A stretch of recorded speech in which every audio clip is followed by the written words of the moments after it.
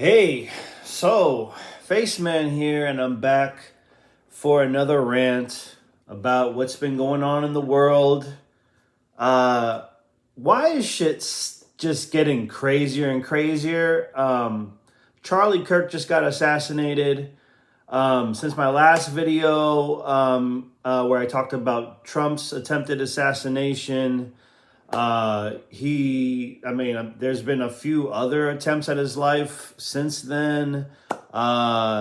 Speaking of Trump, he's been waging war in the Middle East when we voted for him to not get engaged with foreign wars. That was, part of the appeal of the guy. He was saying he's gonna, he crossed over to North Korea. He shook hands with Kim Jong Un. He supposedly, did some other stuff in the first term. Like, come on, man. Like, why are we attacking Iran? Why are we supporting Israel on their genocide campaign? Why are we allowing them to attack Qatar, one of our supposed allies, to disrupt the negotiations? Israel wants to get their hostages, etc., but they bombed the negotiation team that Hamas sent. So there's been a lot, of course, man. This has been a crazy movie. This movie that started really, who can really say when it started? You could say maybe the assassination of JFK. Who knows? But it's becoming very apparent of Israel's influence on the United States. This Charlie Kirk assassination, it really struck me, and I think part of that is because of how graphic the video was. The first video that I saw was, from far back, that was, detailed enough, but there's actually a, close-up video where you see the blood like gushing out of his neck. And we've seen, of course, disturbing videos like this, for the longest time, for decades now, at least for the past 15, 20 years, where we've seen a lot of videos. I mean, I can think all the way back to the 90s or whatever, Faces of Death, whenever that came out. I think that was the 90s. Just thinking about the most graphic videos that I've seen in my life, and I've seen a few, this was one of the most graphic videos that I've actually seen, where this guy gets shot in the neck, and you see him die pretty much right on the spot. It's like you see it and you know instinctively, like, yeah, he ain't gonna make that, and he didn't. And rest in peace, Charlie Kirk. I wasn't really a follower of his at all, really. Like, I was, vaguely aware of him, but I understood that he was, a big figure in politics. He was a pretty mainstream conservative guy, and I wasn't even aware of any like crazy hate towards him or something, because like I've heard of other controversial figures within like the conservative podcast sphere of influence, kind of new media situation going on. Andrew Tate is a very controversial figure. Nick Fuentes, but Charlie Kirk never really, I never really heard of him as like a super controversial figure. Actually, he seemed to me kind of milquetoast from what little I did know about him, and I really had to kind of reflect as to why this impacted me, because like I said, I wasn't a follower of his, and like we've seen this kind of violence in this country before, detailed on camera, And I don't know, like, and I'm thinking about it, like, is it a race thing? Like, no, I'm not, because I feel like if another political figure, like let's say if it was Stephen A. Smith, he's a sports commentator, but he has political takes and stuff. If it was him having the same kind of event outside and the same exact thing happened to him, and I saw the same kind of video of him getting shot in the neck and blood gushing out, and even though he's a black guy, I would still think, I think it would be the same kind of impact. So, I don't think this is like a race thing, because I think, that's been a conversation in social media and stuff, like, like all these, black people got killed by police, like, and that's true. Like, there's, throughout pretty recent history, there's been a lot of violence like that. This was just felt completely different, because like he's out there, he's just talking to people. It's not like, like it was like, it was premeditated. Somebody came there to shoot the guy, like, I guess the closest I could think of as that was as graphic. Like I've seen some video from like, gang shootings recently from like Philadelphia, Chicago, that were pretty crazy videos too. But not quite as, I don't know, like it's in broad daylight and you just see everything so clearly. And it's not like, and this was like at a college, like people, where you would think to be safe, you would think there'd be security, he had his own security apparently, but you would think to be safe, it would be safe. But I think what the core thing is, this illustrates the breakdown of society. Our society is breaking down, and it's a controlled demolition. All of the racial division in the media that has been really creating this divide is definitely part of it. But I'm starting to see that there really is a problem with Israel. And and personally, if we want to get straight to it, I feel like Israel might have had something to do with Charlie Kirk's death. Charlie Kirk apparently was very pro-Israel. And, as I said, I don't really know much about the guy.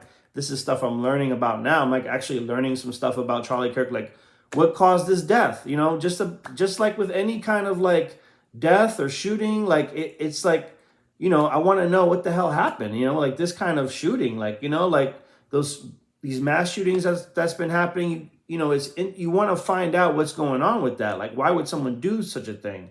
So with an assassination, it's a political assassination. But I'm not sure if it's what not everybody, but a lot of people are thinking what they're being told officially, that this has to do with leftist politics and trans, whatever. And I'm not so sure it's that. I'm thinking that whole aspect is like the scapegoat to keep us divided, and I feel like,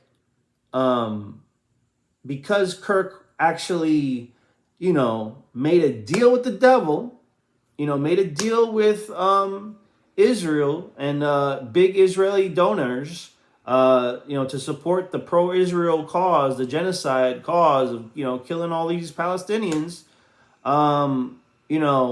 getting him on board was necessary, and he took the deal. And but the thing is, not long before his death, he started speaking out against Israel. Well, not so much speaking out, but he did start questioning Israel's motives. And I think, from the videos that I've seen, and you could easily look this up, he had an interview with like Ben Shapiro, where Ben Shapiro was like, had the kind of look like, oh, you better watch what you're saying.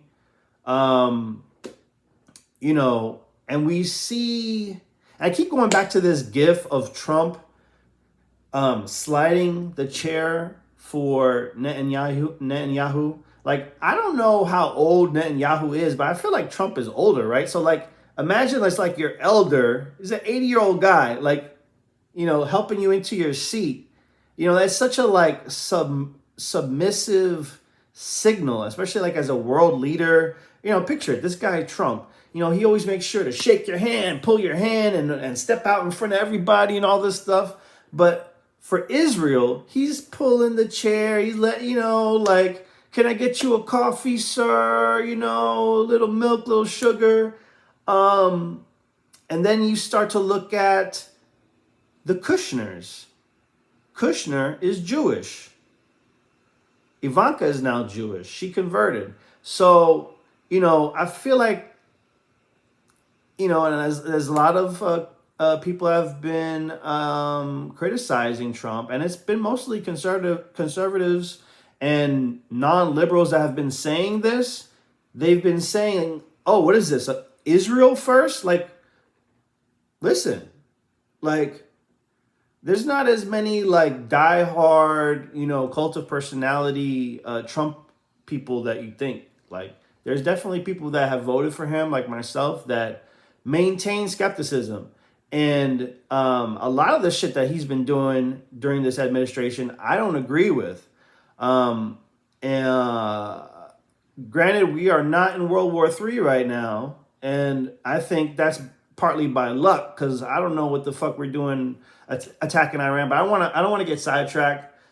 I really just want to focus on this assassination, because it's like many people have identified as like a turning point, and I feel like it really illustrates how fragile our society is, and that the people who are empowered aren't necessarily the ones that are calling all the shots.